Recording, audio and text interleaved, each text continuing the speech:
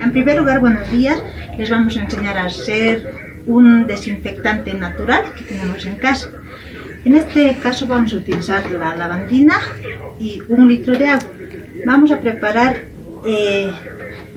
1 litro de agua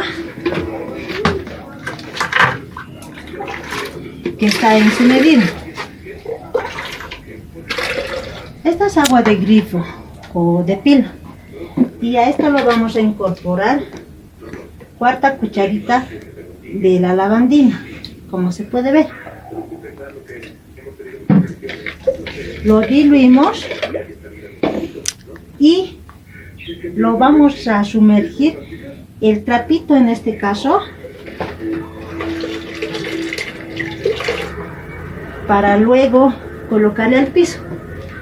Una vez que salgamos nosotros afuera, retornamos y nos desinfectamos los zapatitos para poder entrar recién a la casa.